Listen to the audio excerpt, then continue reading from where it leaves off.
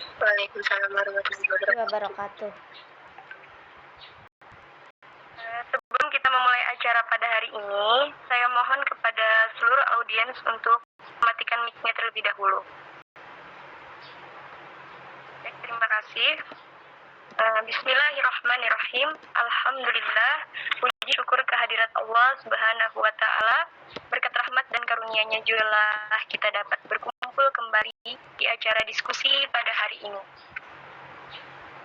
Salawat dan salam kita panjatkan kepada junjungan kita Nabi Muhammad Sallallahu Alaihi Wasallam beserta keluarga, pengikut beliau dunia.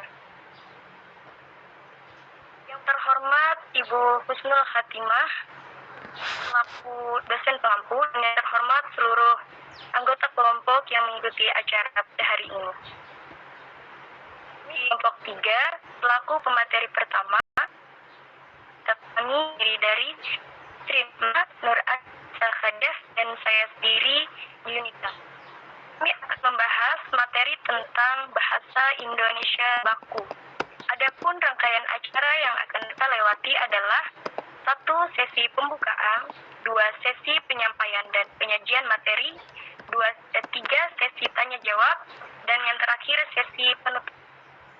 Baik, langsung saja kita memasuki sesi yang pertama, yaitu membuka diskusi dengan mengucapkan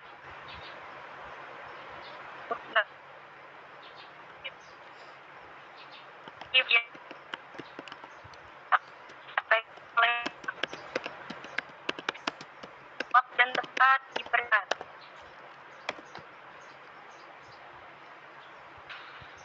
Assalamualaikum warahmatullahi wabarakatuh. Nah, saya di sini perwakilan dari kelompok 3 ingin mempresentasikan.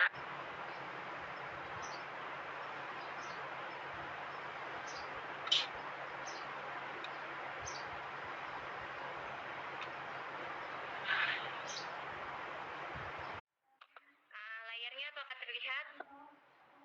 Sudah. Oke, bisa kita mulai ya. Pengertian bahasa Indonesia baku. Kata baku adalah kata yang sesuai dengan pedoman atau kaidah bahasa yang sudah ditetapkan sebelumnya. Menurut J.S. Badudu, bahasa baku adalah bahasa pokok, bahasa utama, dan bahasa standar, yaitu artinya bahasa yang sudah tunduk pada ketetapan yang telah dibuat dan disepakati bersama mengenai ejaan, tata bahasa, kosakata, dan istilah. Sedangkan, menurut KBBI, kata baku ialah tolak ukur yang berlaku untuk kuantitas atau kualitas yang ditetapkan berdasarkan kesepakatan dan standar. Dalam konteks bahasa Indonesia, bahasa baku bisa diartikan sebagai tolak ukur kata yang ditetapkan berdasarkan kesepakatan standar. Di Indonesia sendiri, standar yang dimaksud adalah mengacu kepada KBBI atau Kamus Besar Bahasa Indonesia dan Pedoman Umum Ejaan Bahasa Indonesia atau yang sering kita singkat sebagai PWB. Kata baku menjadi suatu hal yang wajib diterapkan ketika kita membuat pesan tertulis maupun elektronik yang bersifat resmi, maupun dikirimkan kepada orang serta instansi tertentu. Atas dasar itu, kata baku digunakan sebagai acuan resmi dalam kaidah bahasa, agar masyarakat memiliki rujukan bahasa yang sama. Menggunakan bahasa baku juga bisa melestarikan penggunaan bahasa Indonesia dengan baik dan benar. Dengan itu, kita dapat mempersatukan bahasa Indonesia dengan satu bahasa, yaitu bahasa Indonesia. Selanjutnya ada fungsi bahasa Indonesia. Bahasa baku ini mendukung 4 fungsi. Yang pertama ada fungsi pemersatu. Fungsi pemersatu penggunaan bahasa baku bagi masyarakat Indonesia adalah untuk menghubungkan semua penutur dari berbagai macam bahasa yang berbeda-beda. Dengan menggunakan bahasa baku ini, dapat dijadikan sebagai bahasa pemersatu masyarakat-masyarakat dari daerah lainnya. Fungsi yang kedua ada fungsi pemberi kekhasan. Fungsi pemberi kekhasan, Indonesia mengharuskan setiap wilayah daerahnya menggunakan bahasa baku, yaitu bahasa Indonesia sebagai bahasa nasional. Melalui fungsi ini, maka bahasa baku dapat memperkuat rasa nasionalisme masyarakat daerah yang bersangkutan. Yang ketiga ada fungsi pembawaan kewibawaan. Fungsi bahasa baku sebagai pembawa kewibawaan atau prestis seseorang ini bersangkutan dengan usaha seseorang dalam mencapai kesederajatan dengan peradaban yang dikagumi melalui pemeroleh bahasa baku. Pengalaman menunjukkan bahwa di beberapa tempat penutur yang mahir berbahasa Indonesia dengan baik dan benar memperoleh wibawa di mata orang lain.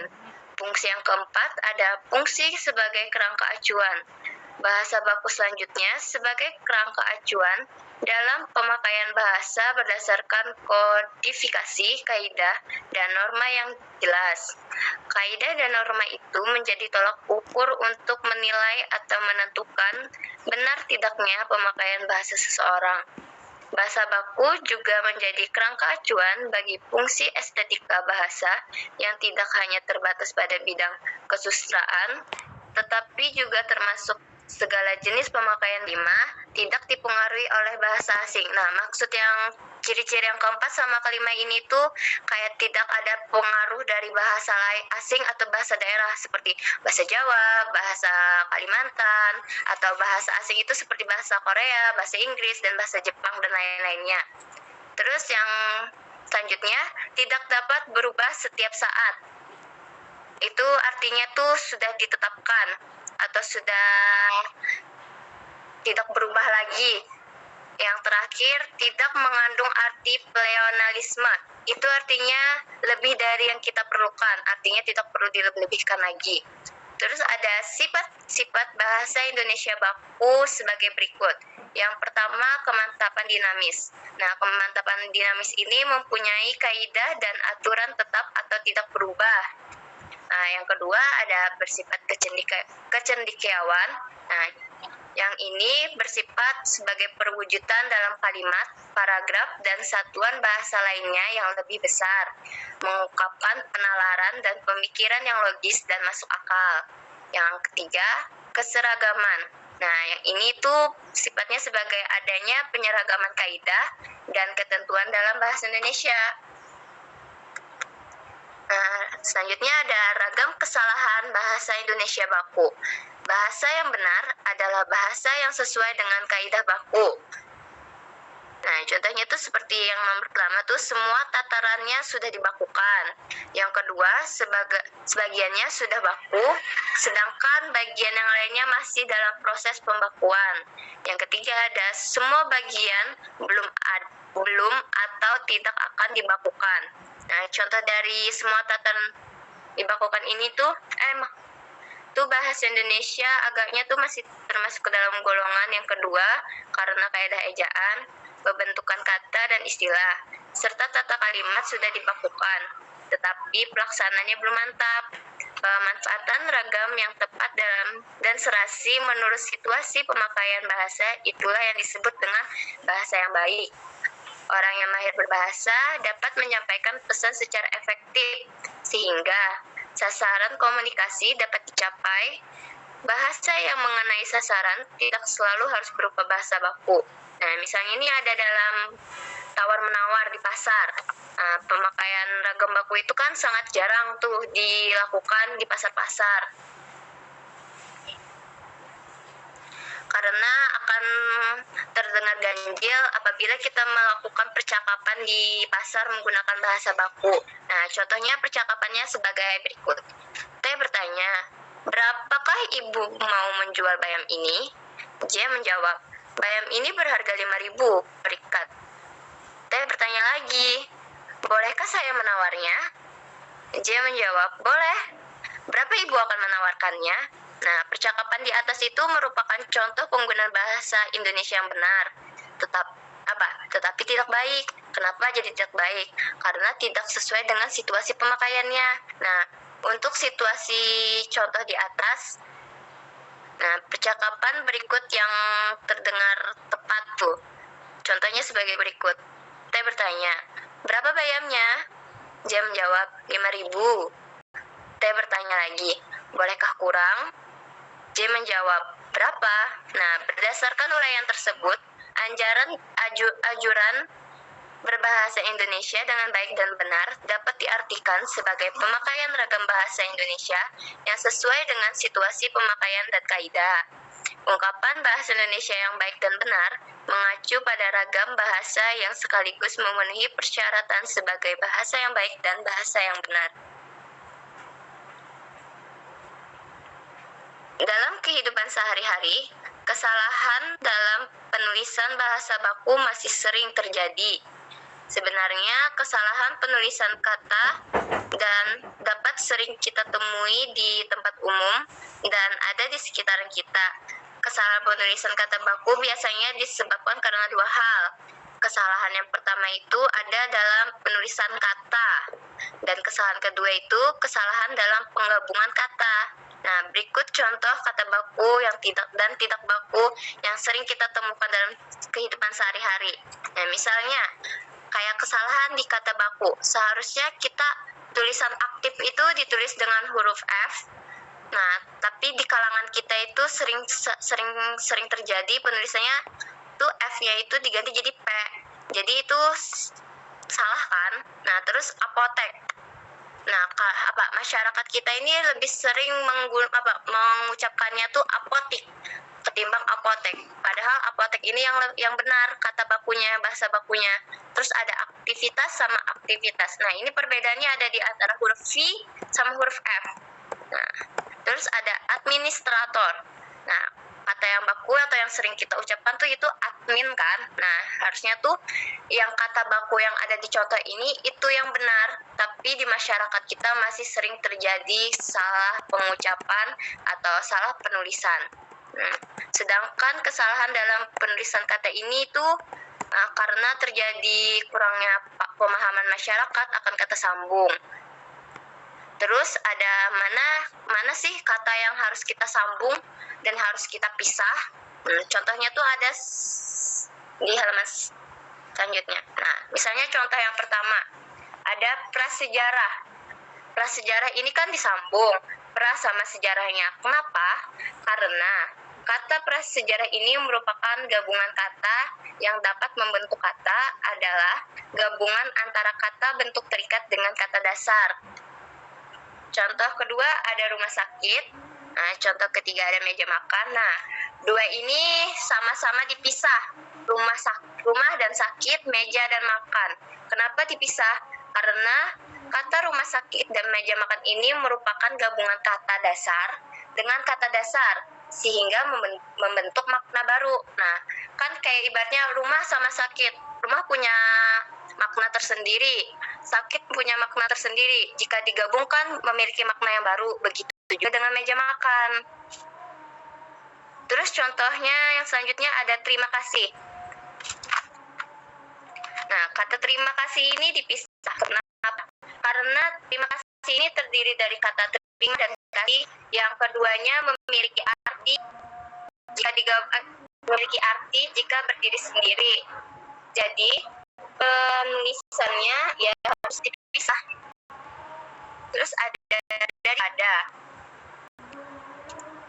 Nah, kata daripada ini juga merupakan gabungan dari kata, dari, dan pada, yang mana merupakan gabungan kata yang sudah padu, sehingga tulisannya harus digabung atau serangkai. Terus contoh selanjutnya ada di kampus dan di sana. Nah, kedua ini kan Ibu Handi. Nah, Ibu Handi, kenapa Ibu Handi sama kampus itu dipisah? Dan di sana juga, di sama sananya itu dipisah. Nah, karena kata di kampus dan di sana ini itu menunjukkan suatu tempat dan arah. Nah, maka penulisannya harus dipisah. Nah, sedangkan di kunci, kita lihat perbedaannya. Di kampus, di sana, dan di kunci. Nah, yang di kampus dan di sana kan itu tulisan dipisah. Sedangkan di kunci itu digabung. Kenapa jadi digabung? Karena kata di kunci ini tidak mengacu pada tempat atau arah. Maka awalannya harus ditulis dengan tersambung. Nah,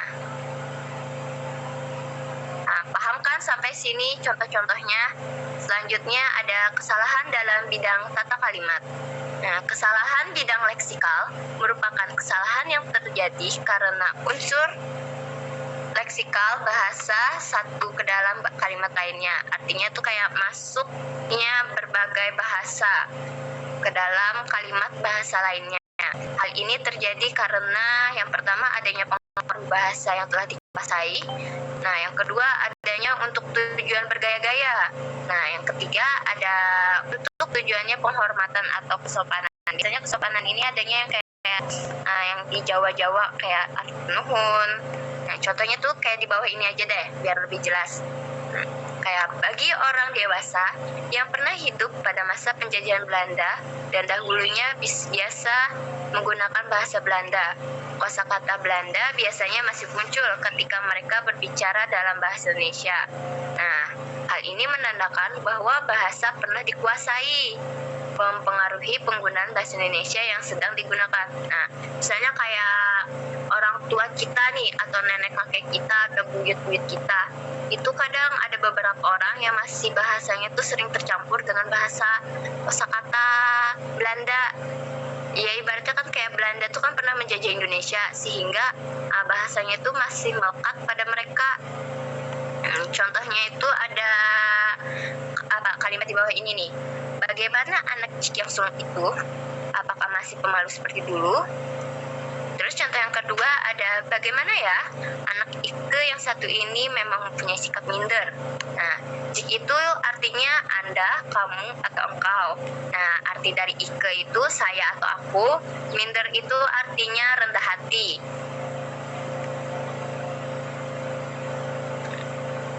Nah, yang ini bagi remaja, biasanya dalam berbahasa sering menggunakan leksikal bahasa asing dan tujuannya sekedar bergaya-gaya. Leksikal bahasa lain ini biasanya dimasukkan begitu saja ke dalam struktur kalimat bahasa yang sedang digunakan. Nah, yang ini itu contoh dari pengertian poin nomor 2 untuk tujuan bergaya. Apa sih bahasa leksikal lain itu atau bahasa asing? Nah, bahasa asing yang itu tuh sebenarnya kayak seperti bahasa Inggris, bahasa luar negeri deh, pokoknya kayak bahasa Korea, bahasa Jepang, bahasa Thailand. Nah, contohnya itu ada seperti bagi saya oke-oke saja, yang penting apa kata bos. Nah, di sini kan bos itu dari bahasa asing kan, nah jadi tercampur dengan bahasa Indonesia kita. Terus contoh yang kedua ada good. Good, kalau begitu saya berpendapat dengan you. Nah, kata good sama you juga diambil dari bahasa asing kan. Nah, oleh karena itu bahasanya jadi tercampur.